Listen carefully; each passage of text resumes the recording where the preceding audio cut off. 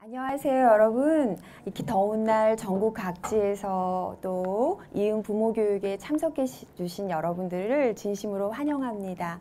또 전국 각지에서 아이들을 키우느라 고생하시는 온라인으로 또 이 강의를 청취하실 분들에게도 또 하나님의 은혜와 또 은총이 함께 하시기를 바랍니다. 여러분들 소원이 무엇이시죠? 우리 자녀들이 우리가 하는 신앙을 다 하기를 원하시죠. 마치 우리 모두가 하나님을 믿는 우리가 하늘나라에 빠짐없이 가게 되기를 소망하는 것처럼 우리 자녀들이, 손들이 또 내가 아는 모든 지인들이 다 하늘나라에 가기를 희망할 것입니다. 마치 이것은 명절날 부모님이 모든 자식은 다 왔는데 저기 멀리 있는 외국에 있는 한 자식 또 지방에서 고생하는 한 자식이 오지 못해서 그 자식이 얼마나 짠하고 마음에 그립고 그런 부모의 마음, 심정과도 같을 것입니다. 그래서 우리 한국연합회에서는 이런 재림신앙을 어떻게 이어나가야 하나 고민하다가 이런 프로그램을 또 개발하고 연구하게 되었습니다. 그래서 오늘 이 시간이 시작되었는데요. 오늘 저는 여러분과 함께 예언의 신의 현대적인 적용, 또 재림교훈의 아동과는 어떠한 것인지, 또 영아기 의사소통, 건강한 애착과 관련한 문제를 또 나누기를 원하고요. 또 제일 중요한 것이 부모의 스트레스 대처, 어떻게 하면 부모가 행복감을 상승시킬 수 있을지에 대한 이야기를 여러분과 같이 나누도록 하겠습니다. 저는 좋은 엄마였을까요? 나쁜 엄마였을까요? 여러분 보시기에 어떠세요? 좋은 엄마? 절대로 아니었습니다. 제 별명은 DJYS, 독재 영숙이었어요. 그래서 저희 친정 어머니께서는 자존감이 굉장히 낮으신 분이셨어요. 저희 친정 아버지는 그 당시 고대 법대를 나오시고 고대 법대 대학원까지 나오셔서 우리나라 최초의 회계사, 세무 회계사를 지내신 분이세요. 지금도 현직 82세지만 현직 세무사. 강남구 논현동에서 세무사무소를 하고 계세요. 근데 그 당시 저희 친정 어머니는 고졸 학력밖에 되지 않았어요. 그 당시 1941년생이신데 그 정도는 고등학력의 여성이었지만 시댁에서 반대하는 결혼을 했습니다. 그래서 이 어머니께서는 자식이 태어나서 공부를 못하면 어떡하나, 자기를 닮아서 못하면 어떡하나, 이 고민이 늘 많으셨어요. 그래서 제가 그 어머니의 첫째 딸이거든요. 저희 어머니는 제가 언제나 학교 갔다 오면 집을 깨끗하게 치워놓으시고 다다락스, 표준정과, 동화수련장 이런 걸 사시면서 이렇게 그 빨간펜 선생님 같은 노릇을 저희 어머니가 하셨어요. 그리고 저는 그것이 부모 노릇의 전반적인 것인 줄 알고 엄마에게 그렇게 답습을 했습니다. 그런 저는 대학교 1차, 저희 때는 1차, 2차가 있었는데요. 1차 시험에 합격을 했는데 제가 원하는 학과가 아니었어요. 아버지가 원하는 회계학과에 합격을 했는데 가지 않고 제가 원하는 국문과에 진학을 했어요. 2차 학교인 서울여대 국문과에 들어가게 됐는데 아버지가 제가 그런 학교에 다니는 것이 좀 싫으셨나 봐요. 그래서 다시 재수할 것을 요청하셨는데 재수해서 시험을 봤는데 모 여대에 입학 원서를 냈는데 그 대학에 입학 시험에 실패를 했어요. 그래서 그날 저는 아빠에게 뺨을 맞습니다. 아빠가 저의 그런 실패를 마치 자신의 실패처럼 여기셨던 거예요. 그래서 저는 그 상처에 또 다시 공부를 하게 되고, 그래서 저는 그래도 그 낮은 자존감, 엄마에게 물려받은 낮은 자존감으로 실력 발휘를 제대로 못하고 그날 막 시험 보는 날 설사도 하고 막 괴롭고 힘든 그런 과정을 거치면서 대학 시험에 결국은 성신여대 한문교육학과에 입학하게 되지요. 그런데 그 이전에 저는 20살 전에는 하나님을 믿지 않는 그런 비교인 가정에서 태어났습니다. 근데 선생님께서 너가 대학에 갈 때쯤이면은 제2, 제3의 외국어를 해야 된다 이렇게 얘기하셔서 SDA 영어학원을 소개시켜 주셨어요. 그래서 SDA 영어학원에 가서 영어 클래스와 중국어 클래스를 동시에 수강하게 되었는데, 그래서 중국어 클래스에 그때는 중국과의 수교가 이루어진 상태가 아니어서 중국어 클래스에 학생이 아무도 없었어요. 6개월 동안 저 혼자 학생이었어요. 그 당시 SDA 영어학원에 2달 등록비는 13만 원이었거든요.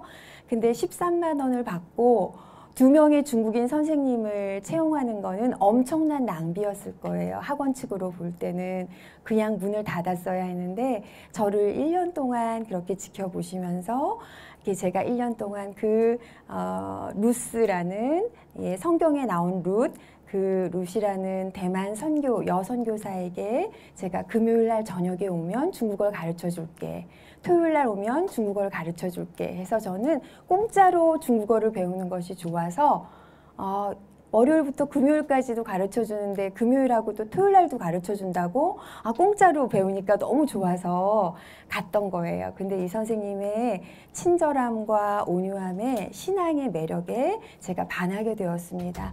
저 선생님의 저렇게 제가 그동안 보아왔던 인간의 유형과 다른 거예요. 한결같이 고결하고 고매한 인품과 온유한 성품이 어디서부터 비롯된 것일까 궁금했는데, 그분은 늘 기도하는 분이셨어요. 그래서 그분과 성경을 연구하면서 재미있는 성경 이야기라는 중국어판으로 공부를 하게 됐었는데요. 제가 더 많은 선생님의 중국어 이야기를 알아듣기 위해서 제가 20살이 되기 전까지 사보지도 않았던 성경을 구입합니다. 성경을 구입해서 예수님에 관련된 이야기가 어디 나옵니까? 물어봤더니 마태, 마가, 누가, 요한복음이라고 해요. 그거를 쭉 읽어 내려갔어요. 저는 성경을 읽는 목적이 오로지 하나, 선생님의 말을 더 많이 알아듣기 위해서였어요. 근데 하나님은 저의 목적이 그곳에 있었지만 하나님을 위한 도구가 중국어였기 때문에 중국어에 하나님의 정말 언어의 달란트를 주셔서 선생님의 이야기를 더 많이 알아듣게 하셨거든요. 그래서 1년 만에 저는 우리 재림교인의 교인이 되었고 침례를 받고 또 좋은 직장 생활을 했고, 또 그 직장 생활하는 가운데 또 좋은 남편도 허락을 받고, 또 남편과의 행복하진 않았지만 다사다난한 결혼 생활 속에서 이혼의 위기까지 갔었지만 하나님께서 그런 실패와 고난의 시간을 쓰셔서 오늘 이렇게 여러분 앞에서 이런 이야기를 할 수 있게 되어서 참 감사합니다. 그리고 이 가정사역 컨퍼런스는 제게 참 의미 있는 모임인데요. 올해가 7차죠, 부장님. 7차 가정사역 컨퍼런스인데 제가 1차 가정사역 컨퍼런스에 여러분처럼 수강생으로 참여를 했어요. 그때 한 교수님의 강의를 듣고 와, 나도 이 공부를 해야 되겠다 마음을 먹고 그 다음에 대학원에 원서를 내서 석사과정, 박사과정, 지금 박사과정을 5학기째 마치고 다음 학기 6학기 논문학기를 마치고 있거든요. 비록 이 자리에서 오늘 수강생으로 오셨지만 여러분도 미래에 이렇게 저처럼 강사가 되실 수 있습니다. 그런 꿈과 도전을 가지셔서 여러분의 주변 분들에게 밝은 빛을 선사하시는 그런 여러분들이 되시길 바랍니다. 자, 성경의 기본적인 양육과는 여러분들이 잘 아시다시피 에베소서 6장 4절입니다. 또 아비들아 너희 자녀를 노엽게 하지 말고 오직 주의 교훈과 훈계로 양육하라 라고 이야기하고 있습니다. 근데 여기 어미들아 라고 나와 있나요? 아비들아 라고 나와 있나요? 네, 교육의 주체는 많은 분들이 어머니가 교육에 많은 역량을 담당하고 있다라고 이해하고 있지만 하나님은 아셨어요. 그래서 어미들아 하지 않고 아비들아 라고 얘기하셨습니다. 가정의 분위기를 주도하는 것은 누구죠? 아버지입니다. 아버지가 무섭고 위협적이고 통제적이면 그 기에 누가 눌리나요? 엄마의 기가 눌립니다. 엄마의 기가 눌리면 어떻게 되죠? 우울하고 무기력해집니다. 그러면 그 엄마가 힘을 가지고 하나님의 사랑으로 자녀를 양육할 수 있을까요?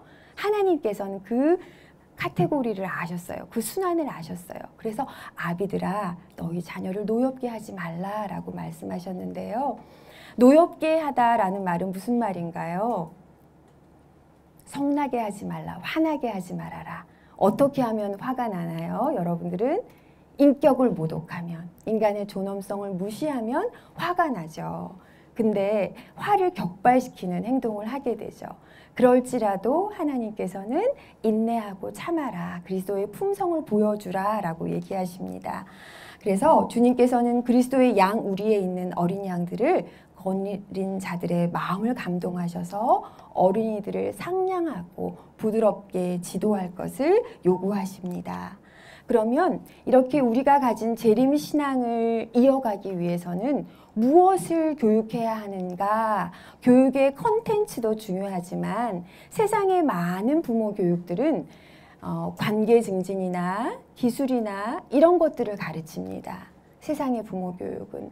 그러나 오늘 제가 하고 싶은 이야기는 그런 관계 증진이나 기술과 관련된 이야기보다는 부모 자신이 어떠한 존재가 되어야 하는가가 더 중요한 문제라는 것입니다. 기술이나 관계 증진의 대화의 기술 이런 것들은 당면 문제를 해결할 수는 있어요. 그렇지만 부모의 존재가 바뀌지 않고는 본질적인 문제를 해결할 수가 없습니다. 사실 자녀들은 10살만 돼도 우리 엄마 아빠가 가지고 있는 신앙이 진짜 신앙인지 가짜 신앙인지 다 알아요. 그런 거 동의하십니까, 여러분? 예. 그래서 가치관의 문제, 여러분이 어떤 가치관을 갖고 있느냐는 여러분의 삶의 방식으로 나타나는데요.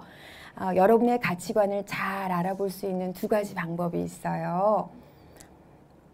여러분의 휴대폰을 열어서 개인 일정표를 보시면 여러분이 시간을 어떻게 쓰는지를 알 수 있고요. 그리고 여러분의 월말에 오는 카드 명세서를 보면 여러분이 하나님이 주신 물질을 어떻게 사용하는지, 여러분의 시간과 물질에 대한 가치를 어떻게 운용하고 있는지, 여러분의 극명한 가치관을 볼 수 있는 두 가지 표입니다. 그래서 자녀들은 그거를 24시간 CCTV를 켜놓은 것처럼 다 여러분의 행동을 보고 있어요. 그래서 가치관은 말로 교육할 수 있는 것이 아니라 여러분의 살아가는 모습을 통해서 전해지게 됩니다. 제가 목요일 새벽 비행기로 한국에 도착했거든요. 미국에 있는 저희 아들을 보러 갔어요.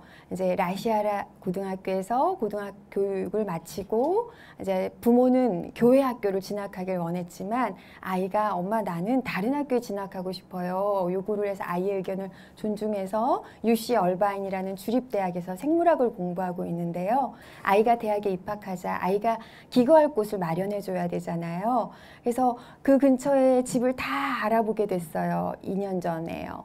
그랬는데 그곳엔 집값이 너무 비싼 거예요. 예, 최하가 뭐 한 달에 1,500불 그랬습니다.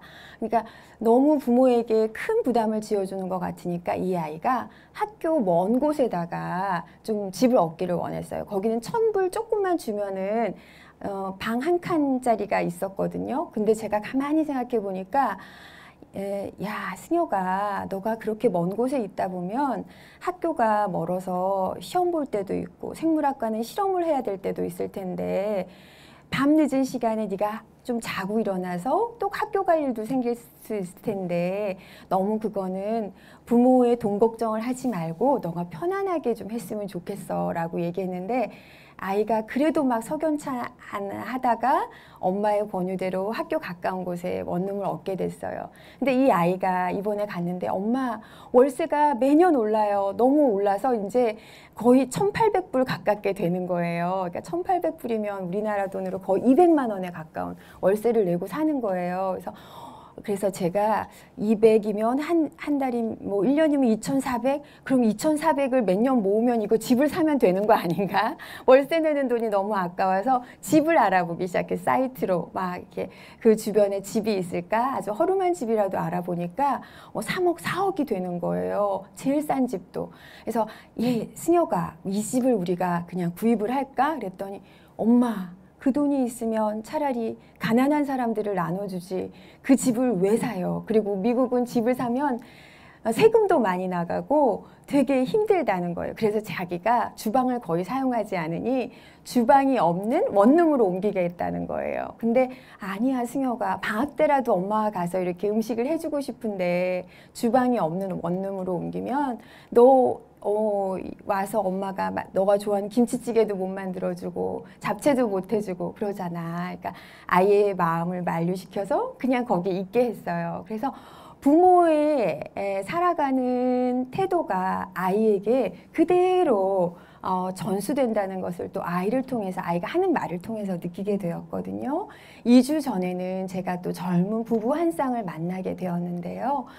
그 부부는 남편이 법률적인 조언을 구하기 위해서 자기 자녀의 문제 때문에 의뢰한 사항이었습니다. 근데 이 아이는 늘 학교에서 전교 1등을 놓치지 않는 아이였어요.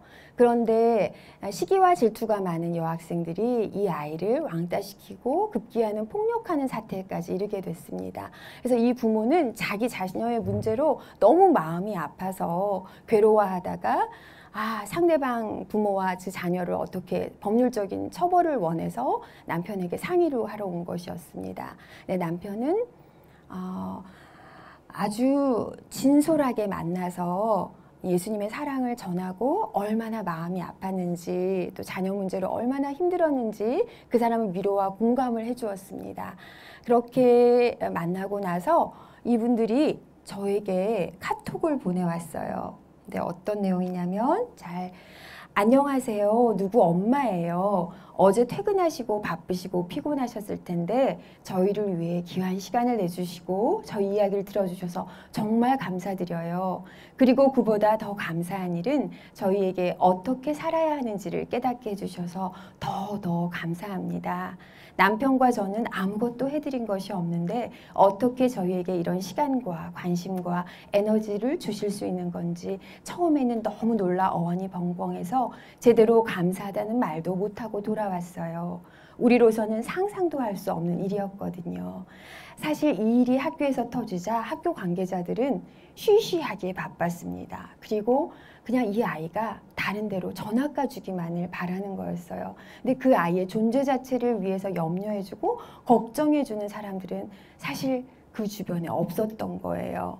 그래서 정말 진심으로 걱정해주자 이분들은 저에게 이렇게 긴 카톡을 보내왔는데요. 주차장에서 차를 빼며 저는 남편에게 오빠, 난 오늘 예수님을 만나고 돌아가는 기분이야 라고 이야기했고 남편도 자신이 정말 잘못 살아온 걸 느꼈다고 이야기했어요.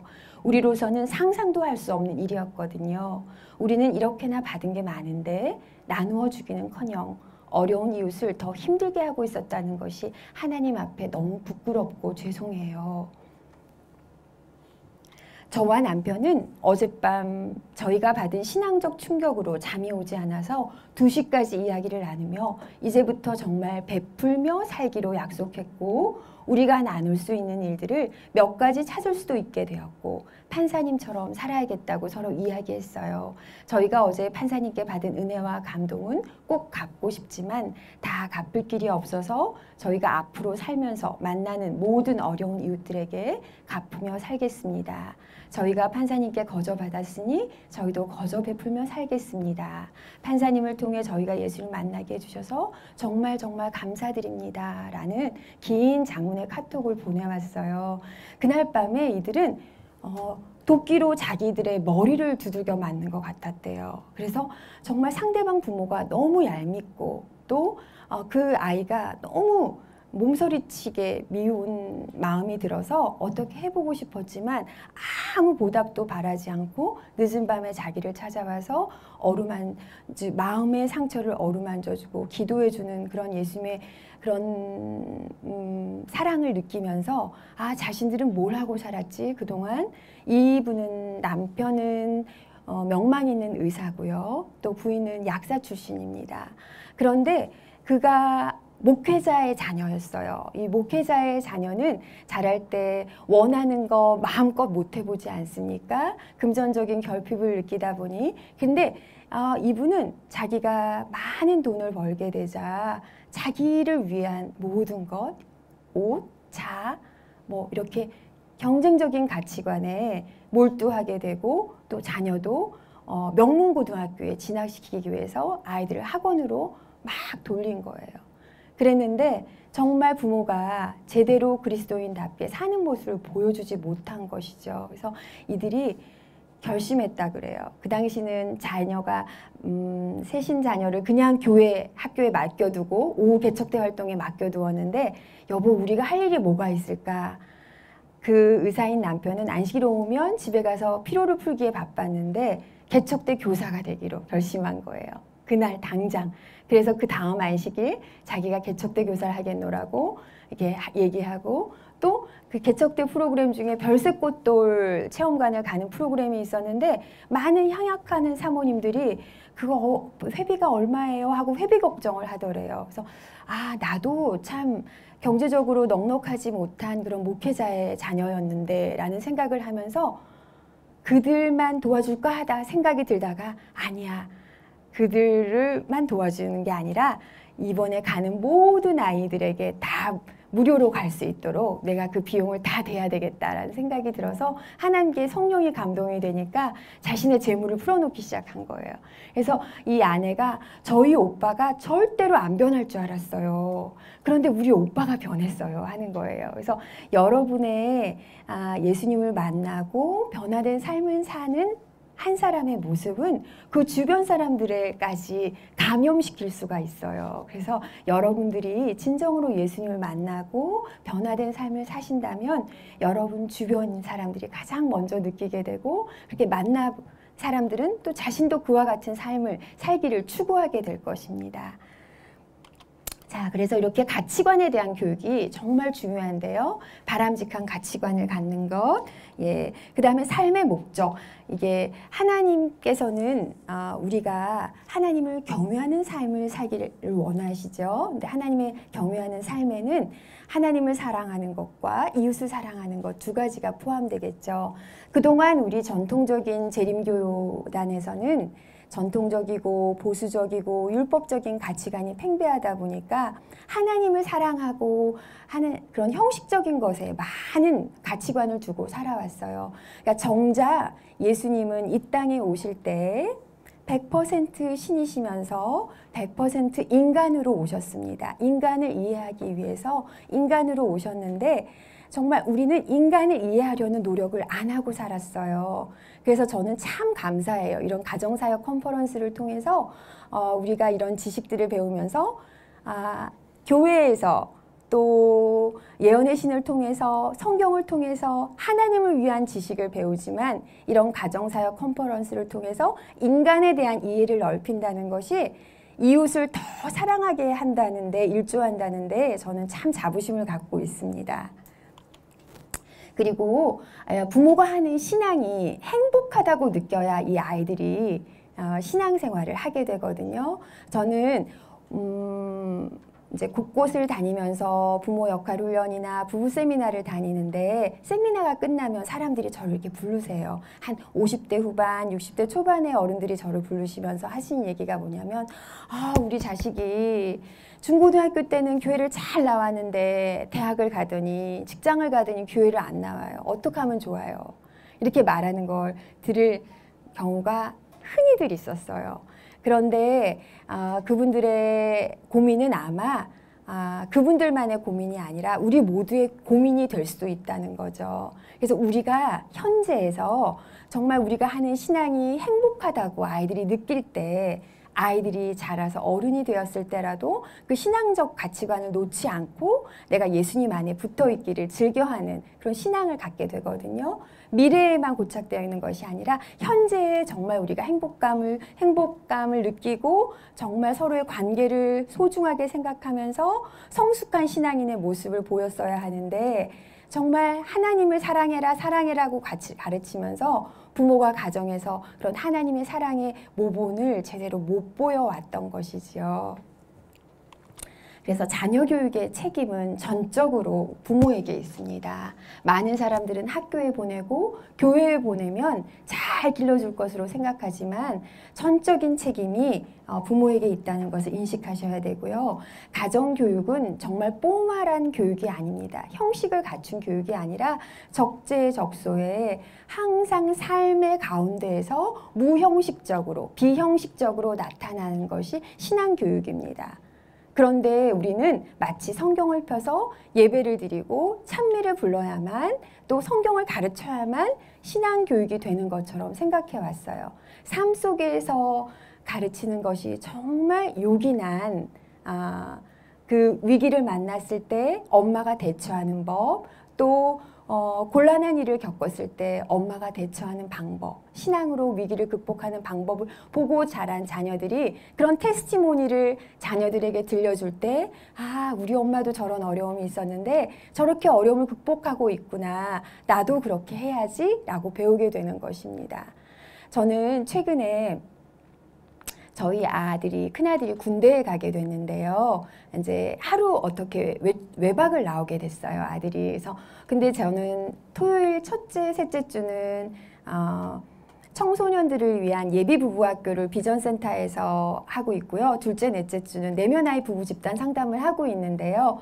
마침 그게 청년들이 하는 그 학교에 그 타임하고 아들이 온 시간하고 겹쳤어요. 근데 예전 같으면 제가 이제 바깥의 일이 더 중요한 사람이었어요. 그래서 아들아, 이거 먹고 있어? 엄마 금방 갔다 올게. 이렇게 하거든요. 근데 군대 간 아들이 너무 짠한 마음이라 엄마가 해준 음식이 얼마나 먹고 싶었을까? 이런 생각이 들면서 아까 박대훈 선생님이 얘기하셨던 것처럼 이제 주방 앞에서, 싱크대 앞에서 땀을 뻘뻘 흘려가면서 아들이 좋아하는 음식을 해주고, 거기 그 카톡방에는 죄송해요, 오늘 제가 늦게 갈게요 라고 올렸어요. 그리고는 남편이 당신이 변했네. 옛날에는 자기가 좋아하는 걸 하더니 이제 꼭 해야 될 일을 하네. 이렇게 저한테 칭찬을 해주는 거예요. 그래서 그래 여보 나 잘했지. 그러니까 그런데 나 이렇게 이제 아들이 이제 그때 친구들을 막 불러서 신학과 친구들이 와서 이제 하룻밤을 같이 우리 집에서 자게 됐거든요. 또 부모가 살짝 피해줘야 걔네들이 편안한 시간을 가질 것 같아서 여보 나 잘했으니까 나 거기 좀 데려다 주면 안 돼? 그래서 제가 그랬더니 남편이 아주 기분 좋게 저를 데려다 줬어요. 데려다 줬는데 청년들이 좋아하는 30일 아이스크림 4통을 이렇게 사들고 갔거든요. 근데 거기까지만 했으면 좋았을 텐데 제 오지랖이 발동을 해서 그 젊은 부부 팀 한 팀, 예비 부부 한 팀과 또 회계동에 내려야 할 한 식구를 또 데리고 남편 차에 태웠어요. 남편은 그때 피곤한 몸을 이끌고 저를 위해서 30분을 밖에서 기다렸거든요. 그랬는데 그 남편이 별로 얼굴이 좋아 보이지 않는 거예요. 그래서 지금 그때 바로 피곤하구나. 빨리 이 사람 집에 가서 쉬기를 원하구나. 바로 캐치했어야 되는데 여보 이분들을 우리가 저기까지 모셔다 드려요. 이렇게 얘기했어요. 남편이 어쩔 수 없이 부인이 태운 사람이니까 회계역까지 데려다 주고 여보 이분들이 교육에 오시는데 이 교육이 얼마나 중요한 교육인지 당신이 한번 경험담을 얘기해 주세요. 그때 제가 이런 오시랖을 떨었어요. 남편은 내성적이라 처음 본 사람하고 말하는 걸 별로 좋아하지 않는데 그냥 마지못해서 그분들이 내릴 때 정말 좋은 교육에 잘 참석하셨네요. 좋은 일이 있을 거예요. 하고 말더라고요. 그래서 저는 빨리 이제 남편의 피로를 풀고자 여보, 내 지난주에 이 길로 갔더니 이 길이 빨라요. 이 길로 가면 이 길이 우리 집을 빨리 알려주거든요. 근데 남편은 그 길에 남편은 불안이 많은 사람이에요. 원래 좁은 길로 가는 걸 별로 안 좋아하거든요. 저는 근데 모험심을 추구하는 사람이에요. 한 번 갔던 길이라 여보 이 길로 가요 했는데 남편이 좀 저어하는 거예요. 아니나 다를까 그 길에 중간에 돌이 이만큼 이렇게 쌓여 있고 못 들어가게 돼 있는 거예요. 근데 거기까지만 해도 좋았는데 뒤에 따라오시던 박 교수님께서 때르릉 때르릉 저의 휴대폰으로 전화가 와서 그 길이 아니에요. 오른쪽으로 갔다 왼쪽으로 가세요. 이러는 거예요. 그 전화가 끝나자마자 남편이 저한테 대뜸 당신이 잘못된 정보를 줬잖아. 잘못했다고 말해. 빨리 사과해. 이러는 거예요. 갑자기. 저는 잘못한 게 없어요. 물론 잘못한 게 있죠. 피곤한 남편을 이끌고 거기까지 간 거, 그리고 엉뚱한 사람을 태워서 더 피곤하게 한 거, 남편이 가지 원하는 길을 억지로 가게 한 잘못이 있었어요. 근데 그렇게 남편이 막 질타를 들어야 할 만큼의 잘못은 아니었거든요. 근데 예전 같으면 뭐 그런 걸 가지고 그래? 하고 막 제가 막 그랬을 거예요. 아유 당신도 참 별나다 이렇게 얘기했을 텐데 순간 제가 남편의 아픔이 느껴지는 거예요. 어떤 아픔이 느껴졌냐면 저희 남편은 직업상 변호사 직업을 갖고 있잖아요. 근데 의뢰인들은 대충 사람의 인간의 본성이 악하고 약한지라 자기중심적으로 모든 걸 얘기해요. 예, 그래서 상담자들이 내담자를 만날 때도 분명히 아내 말을 들을 때는 남편이 나쁜 놈인데 남편이 와서 또 얘기를 하면 아내가 나쁜 사람이야. 이런 경우가 너무 많거든요. 남편도 그런 경우를 너무 많이 당했던 거예요. 그래서 의뢰인들이 잘못된 정보를 주어서 판사 앞에 가서 얼마나 이 사람이 부끄럽고 힘들었을까라는 생각이 순간 성령이 저의 마음에 뇌리에 스치게 하시는 거예요. 그래서 제가 그냥 꼬리를 내렸어요. 그리고 그걸 남편에게 얘기하진 않았지만 한참이 지난 다음에 얘기했어요. 여보, 너무 미안해요. 내가 당신이 법정에서 의뢰인들이 잘못된 정보를 줘서 정말 얼마나 창피당하는 순간이 많았을까 하는 생각을 생각하니 이 남편은 늘 자기가 옳은 일을 하는 사람이기 때문에 잘못했다는 사과를 안 하는 사람이거든요. 근데 최근에 저한테 그 일이 있고 난 다음에 저에게 한참 뒤에서야 이 얘기를 하더라고요. 그것도 저한테 직접 하는 얘기가 아니라 다른 강의에서 제가 KTX를 끊어놓고 먼저 가야 되는데 저를 붙잡아 놓고 당신 25분에 갈 수 있지? 그래도 안 늦지? 그러더니 앉으래요. 저한테 부끄러워서 말을 못하고 강의 중에 얘기를 하는 거예요. 저는 사실 남의 일은 잘 해결하는, 문제는 잘 해결하는 사람이었지만 제 문제는 해결을 못하는 사람이었습니다. 사실 저는 문제 해결력이 없는 남편이었습니다. 그때 그런 문제가 있을 때 그냥 대화로서 문제를 풀 수 있어야 되거든요. 하나님께서는 우리에게 언어를 주신 이유는 건강한 인간관계를 맺고 이 언어를 통하여 자신의 말을, 자신의 감정을 논리적인 힘을 발휘해서 잘 교류하도록 이렇게 하셨는데 우리는 그렇게 교류를 못하는 이유가 그런 모델을 부모로부터 배우지 못해서 그런 거예요. 저희 시아버님은 우리 안식일 교인이 재림교인이 되시기 전에 저희 큰누나와 강서구 목사님의 아내이신 큰누나는 아직도 아버님 발자국 소리만 들으면 가슴이 철렁철렁 내려왔는데요. 왜냐하면 아버님이 변화되기 품성에 밥상을 뒤엎던 그런 아버님의 모습을 보고 자기 아버님 화가 나면 막 이렇게 뚫으시고 이러셨는데 그 성질이 어디 가지 않더군요. 제 아들도 화가 나면 이렇게 막 이렇게 방문을 이렇게 갖고 뻥 뚫리게 군대 가기 전에 한번 그렇게 한 적이 있는데요. 그런데 그 아버님의 품성이 변화된 이후에 태어난 저희 남편은 그 모습을 보지 못했어요. 그래서 아까 성경에 아비들아 너희 자녀를 노엽게 하지 말라 이 이야기는 현재의 자녀와의 관계 증진을 위해서도 좋은 말씀이지만 이 자녀가 하나님 아버지와 어떤 관계를 맺게 할 것인가가 아버지의 태도와 너무나 많은 관련이 있기 때문에 이것은 중요한 문제입니다. 그래서 이것을 심리학에서는 대상관계라고 얘기하는데요. 부모와 애착적인 관계를 잘 맺고 있었을 때 이 사람은 부모가 내가 필요할 때 언제나 좋은 걸 필요한 걸 적절하게 잘 채워주는 좋은 부모였어 라는 것을 많이 느낀 사람은 사람에 대한 신뢰, 하나님에 대한 신뢰도 쉽게 할 수 있어요. 그렇지, 하나님은 나에게 모든 것을 공급해 주시는 분이시지 라는 이해를 갖고 있으나 부모가 엄격하고 규칙적이고 엄했어요. 그리고 칭찬도 한 번 해주지 않고 한 번도 잘했다고 하지 않는 그런 부모였다고 칩시다. 저와 같이 공부하는 박사 동기 중에 북경대학 출신 선생님이 있어요. 예, 조선족 선생님이신데 이 선생님은 고등학교 때 담임 선생님께서 북경대학 합격 통지서를 가지고 막 집으로 달려오셨대요. 부모님께 당신의 딸이 이렇게 합격했다고 장하다고 이렇게 칭찬해 주길 기대했는데 이 부모는 가시라고 우리 집에 오지 말라고 하면서 이 부모 내친 거예요. 정말 그거를 한 번도 기뻐하지 아니하고 자녀에 대해서 한 번도 인색하게 칭찬 한 번 하지 않는 부모의 모습을 늘 봐왔던 이 선생님은 남편을 만나서 이제 교인이 되고 침례를 받고 사모 생활을 하는데 늘 교인들을 위해서 기도해 주는 것도 항상 피상적인 기도를 했대요.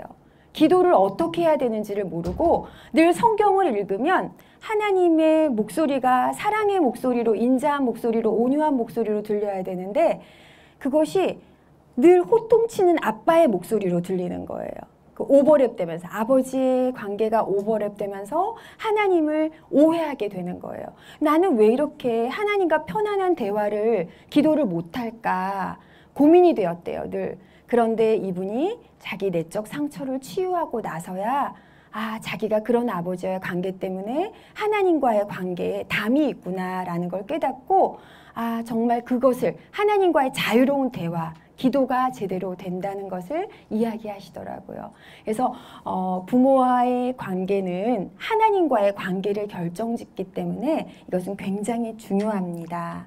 그래서 기독교 가정에서 양육 방법은 가장 중요한 것이 무엇보다도 신체적인 양육이라고 할 수 있겠죠. 근데 요즘 엄마들은 이 기본적인 양육조차도 하지 않는 경우가 많은 것 같아요. 신체적인 발달은 모든 정서적 발달, 또 사회적 발달, 영적 발달의 기초가 되기 때문에 신체적 양육이 필요하겠고요. 자, 처벌은 자녀들의 인격의 존엄성을 인정하는 범위 내에서 처벌을 해야 되는데, 근데 제가 여기다 예언의 신 구절, 세자녀지도법이나 교육에 관련된 구절들을 많이 코테이션을 해 두었거든요. 그 중에서 어디를 보시냐면 페이지 12페이지에 보시면요. 제일 첫 번째 단락인데요. 만일 자녀들이 불순종한다면 그들을 바로잡아 주어야 한다. 그들을 교정하기 전에 은밀한 곳에 그대 홀로 가서 그대의 자녀들의 마음을 부드럽게 해주시고 그들의 마음을 진정시켜 주시기를 기도하라. 이 방법이 결코 실패한 적이 없었다고, 단 한 번도 실패한 적이 없었다라고 얘기하고 있습니다. 그래서 자녀를 교육시켜야 될 때 우리는 그때 마치 대화를 시작하는 시간이라고 생각해요. 대화가 필요한 시간, 교육이 필요한 시간이라고 생각하는데 사실 그때는 대화가 필요한 시간이 아니에요. 대화가 필요할 때는 편안하고 관계가 좋을 때 하는 것이 대화거든요. 이제 교육적인 징계나 또 교육적인 이야기들을 나눌 시간은 정말 관계 속에서 편안하고 밀접한 관계 속에 있을 때 그것을 해야만 하고요. 그래야 아이들에게 그게 잘 뇌리에 새겨지고 부모님이 사랑으로 전달한다는 것을 아이가 알 수 있어야 되는데 격정적인 노를 담아서 한다면 그저 그것이 어머니의 신앙이 거짓된 신앙, 감정 조절을 하지 못하는 그릇된 신앙이라는 것만을 알게 되기 때문에 반드시 부모가 먼저 자녀의 마음을 안돈시켜 주시기를, 또 내 마음을 다스려 주시기를 기도하고 할 때 우리는 실패하지 않는다라는 것을 꼭 기억해 주시기 바랍니다. 그리고 놀이가 굉장히 중요한데요. 놀이는 아동의 본능적인 요구인 동시에 즐거움의 표현이고요. 이 놀이를 통해서 아이들의 영적 지능이 개발될 수도 있고 사회적 지능이 개발될 수도 있습니다. 그래서 저는 대안학교, 유치초등 대안학교를 하고 있는데요.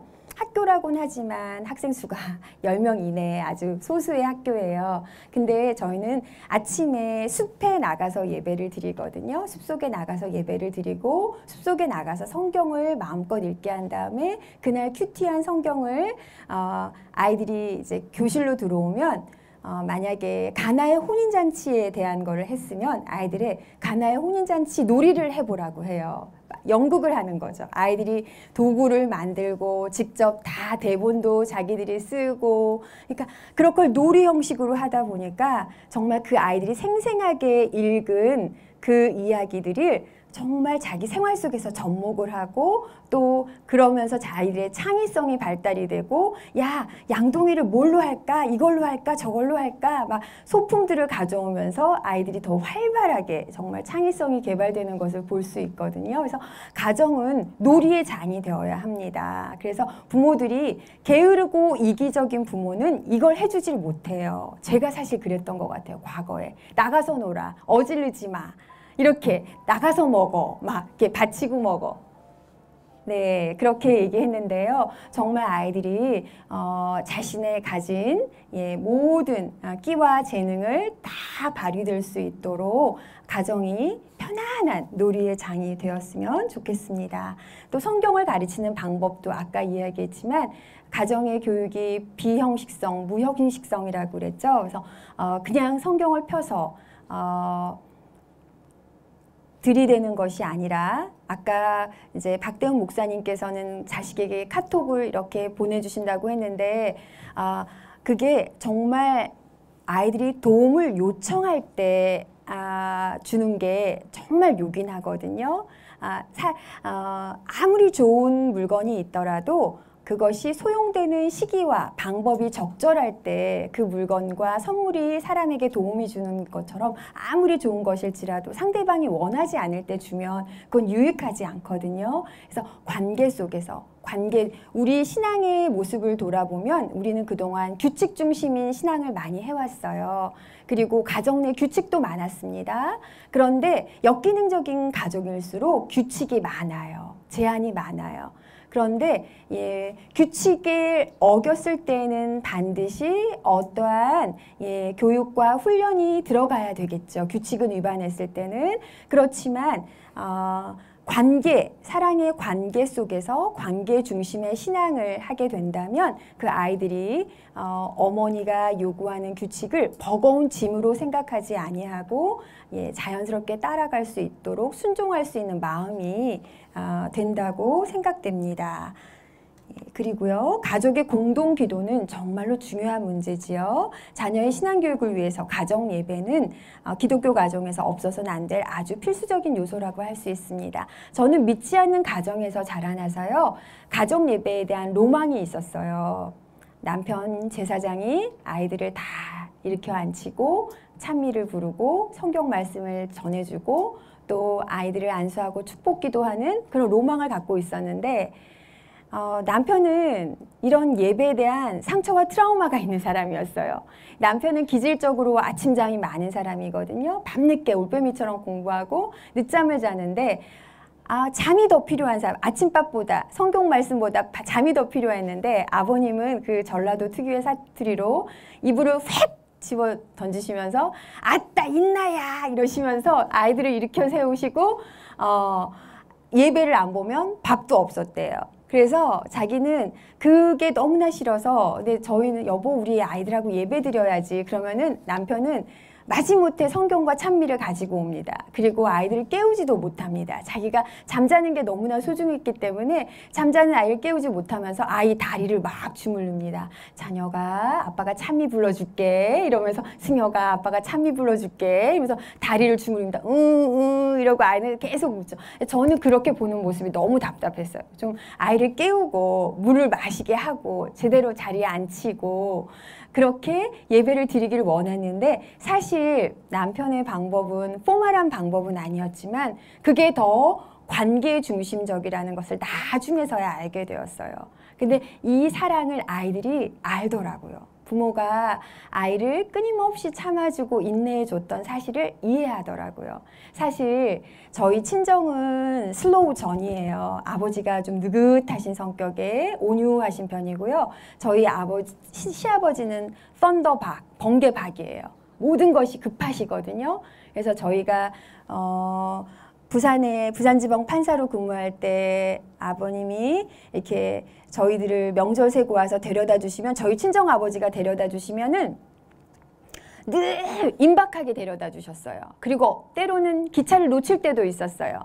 그 다음 기차를 탔는데 다행히도 놀이방 기차가 사서 다행이긴 했는데, 또 저희 시아버지, 번개박 시아버지가 데려다 주시면은 이 시아버지는 1시간, 적어도 2시간 전에 대합실에 데려다 주시는 거예요. 4살, 2살짜리 아들을 데리고 대합실에서 막 왔다 갔다 하는 건 정말 힘든 일이었거든요.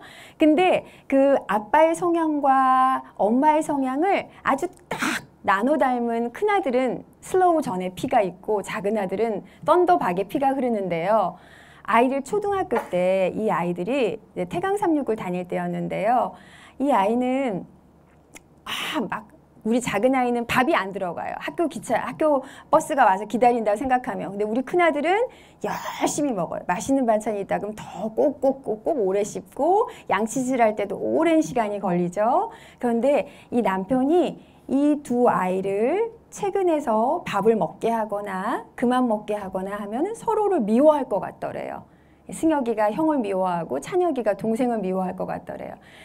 아빠가 내린 결단은 뭐였냐면, 그 당시 의정부 지원이 남편의 직장이었는데 급한 작은 아들을 먼저 태강삼육으로 데려다 주고 옵니다. 그리고 다시 집으로 오면 그제서야 30분이 걸리죠. 왕복 15분, 30분인데 그제서야 아들이 준비를 마치면 큰아들을 데려다 줍니다.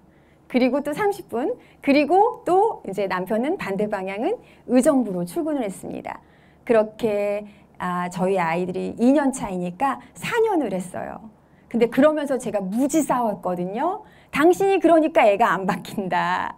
그러면서 제가 남편을 막 뭐라고 하고, 아이들의 그걸 고치기 위해서는 당신이 변화돼야 된다. 막 이렇게 막 했는데, 아이들이 그 사랑과 인내를 나중에 커서야 알더라고요.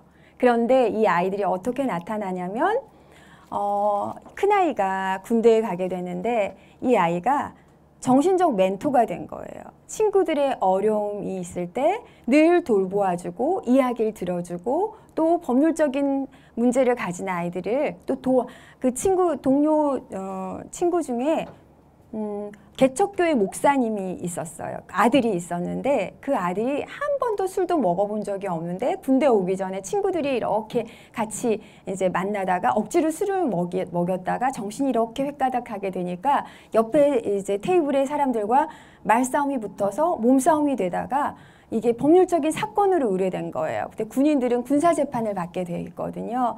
근데 이 엄마를 닮아 오지랖이 넓은 이 아들은 아빠에게, 아빠 제 친구가 재판을 받아야 되는데 아빠가 무료로 변론해 주시면 안 돼요. 그래서 아빠가 바쁜 스케줄을 미루고 그 화요일 군사재판에 가서 그 아이를 위해서, 이 자녀는 가난한 일요일교회 개척교회 목사의 아들입니다. 정말 건실하게 잘 자란 아들이었지만 이렇게 이게 기승전결 얘기하면서 이 아이를 잘 변호해서 아무렇게 이제 빨간색 줄이 가지 않게 그 아이가 풀려날 수 있도록 도와주었거든요. 그래서 부모의 사랑과 용납과 이해를 받았던 아이들은 자신도 자신들의 삶 속에서, 교우와의 관계 속에서, 동료와의 관계 속에서, 직장 상사와의 관계 속에서, 후배와의 관계 속에서 부모에게 배웠던 것을, 베품 받았던 것을 자신들도 베풀고 있는 것을 볼 수 있었습니다.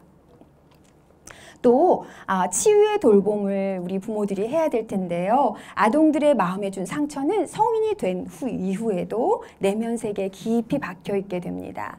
저는 남편과 기질적으로 너무나 다른 나머지 많이 싸웠어요. 아이들이 어릴 때. 그게 정서적으로 정말 악영향을 끼친다는 것을 나중에서야 공부하면서 알게 되었는데요.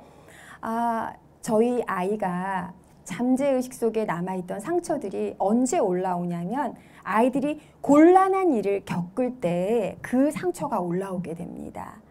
그래서 저희 아이, 미국에 있는 아이가 최근에 여자친구와 이별을 하게 되는 일이 있었어요. 3년 동안 고등학교 합창단에서 같이 활동을 하던 친구와 이별을 하게 됐는데 너무 힘들어하는 것이에요. 그래서 아빠가 한번 가고 제가 한번 가서 이별 뒷바라지도 또 부모 노릇에 하나더라고요. 근데 이 아이가 하루는 저에게 이러는 거예요. 엄마, 근데 왜 안식일 오후 그때 내가 6살 때 엄마 왜 너 아빠랑 이혼하면 엄마가 아빠랑 이혼하면 너 누구랑 살 거야? 그때 왜 그렇게 물어봤어? 이러고 저한테 얘기하는 거예요. 근데 저는 걔가 그걸 까먹은 줄 알았어요. 제가 한 번 얘기했거든요. 안식일 오후에. 그날 너무 제가 부부싸움하고 화가 나서 안식일날 교회도 못 갔어요. 남편은 그래 너가 장로라고? 그러고도 장로나? 나는 안 간다. 너 혼자 가라. 그리고 제가 교회도 안 갔거든요. 그리고 안식일 오후에 아이를 교회 아빠 따라 교회 갔다 온 아이를 붙들어 놓고 승혁아 너 아빠랑 이혼하면 누구랑 살 거야? 이렇게 제가 물었던 한마디 딱 한마디가 있는데 이 아이가 그 인생의 고난에 헤어짐의 순간이 오니까 그 아이들은 부모와 헤어지는 것을 정말 극명한 스트레스로 인식을 하거든요. 그런데 자기의 현재 당면한 극면한 스트레스인 애인과 헤어지게 되는 그 순간에 갑자기 그 불현듯 그 상처가 떠올랐던 것입니다. 그 자기 수면 속에 가려졌던 그 상처가 올라와서 엄마인 저에게 하소연하는 것이었어요. 그래서 정말 미안해. 엄마가 승혁이 마음속에 그 상처가 있었구나. 그래서 너가 여자친구가 헤어지는 순간에 그 상처가 올라와서 너를 다시 힘들게 하는구나. 엄마가 너한테 상처를 주어서 너무나 미안해 하고 아이에게 잘못한 이야기를 했어요. 그래서 여러분들 얼굴 보시니까 이제 많이 안 싸우실 것 같아요. 예, 그런데 여러분들이 이제 이음 부모교육 강사가 되셔서 젊은 부부들을 만나시면 꼭 가르쳐 주세요. 예, 부부가 싸우게 되면 자녀들 앞에서 꼭 우리는 화해했다는 것을 보여주셔야 돼요. 기본적으로 인간은 죄책감과 불안감을 가진 존재거든요. 예, 죄인된 아담 이후로 죄인된 우리는 기본적으로 수치심과 죄책감을 장착하고 있어요. 그래서 부모가 큰 소리가 나고 아이들이 싸우게 되면 이 아이들은 첫 번째 드는 생각이 나 때문에 우리 부모가 싸우는구나 이렇게 생각을 해요. 그래서 아이들에게 안동감을 주기 위해서 너 때문이 아니야. 그리고 엄마 아빠는 의견이 달라서 언성을 내고 싸웠는데 지금은 엄마 아빠가 화해했단다. 그리고 더 어린 자녀일 경우에는 말로만이 아니라 허그하고 뽀뽀하는 모습도 보여줘야 돼요. 그래야 아이가 이제야 비로소 안전하구나, 안전기지라는 것을 안도의 한숨을 아이가 정서적으로 쉬게 돼요. 그래서 그런 정서적인 발달이 가장 기초가 되는 것이 행복한 부부의 모습을 보여주는 것이거든요. 그래야 그것이 기본적으로 전제가 돼야 정서가 안정돼야 지능도 발달하고 지능이 발달이 돼야 영성도 발달할 수 있는 것이거든요. 예, 그래서 부적격 부모에 대해서 잠시 알아보도록 하겠는데요. 자녀에 대한 책임을 의무로만 여기는 부모, 부모의 잘못된 도덕성을 가진 부모, 또 잘못된 종교생활, 신앙이 깊은 채 하는 것, 위선적인 것, 예, 그리고 율법적인 엄격함과 소심함으로 신앙생활을 하는 부모들이 있죠. 또 고집이 있는 사람 하늘나라 갈 수 있을까요? 없을까요? 어떠세요? 난 죽어도 못해 이러는 사람 있잖아요. 이런 사람 하늘나라 갈 수 있을까요? 없을까요? 예, 예수님의 품성은 예, 겸손과 온유함이거든요. 그래서 자신의 생각이 옳다고 여기는 것이 고집을 만들어내는데 우리는 정말 예수님 없이는 우리는 합리적인 판단도 건전한 생각도 못한 그런 우리의 본성 자체는 로마서에는 육신이라는 말로 표현되어 있는데 그 육신이라는 말을 영어 성경에 찾아보면은 sinful nature예요. 죄악된 본성이라고 나오거든요. 우리는 죄악된 본성일 수밖에 없는 그런 사람이에요. 예수님이 없이는 내가 감히 한 생각이 내 생각의 잣대로 남을 판단할 수 없거든요. 예, 그렇기 때문에 예, 고집은 정말 고집적인 태도를 보이는 것은 아이들에게 좋지 않고요. 또 검열하는 듯한 습관, 근심 걱정에 찬 종교 생활을 하는 부모. 자, 저는 좀 태평한 편이에요. 이제 저희 큰아들도 좀 태평한 편인데 저희 둘째 아들은 항상 유비무환, 예, 썬더박의 기질을 받은 이 아이는 모든 것이 준비가, 저는 배터리 충전이 한 59%가 돼도 그날 아침에 아무렇지도 않아요.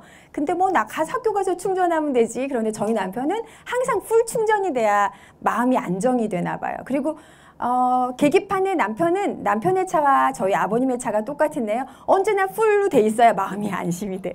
그런 아빠의 마음을 그대로 닮아서인지 이 아들이 아빠 등록금 언제까지 내는데 준비되죠? 라고 얘기하면은 이 아빠가 그래 된다 이러는데 그 다음날 또 전화 와요. 아빠 등록금 언제까지 뭐 몇 불 돼야 되는데 되죠? 그러면 아빠가 그래 된다니까.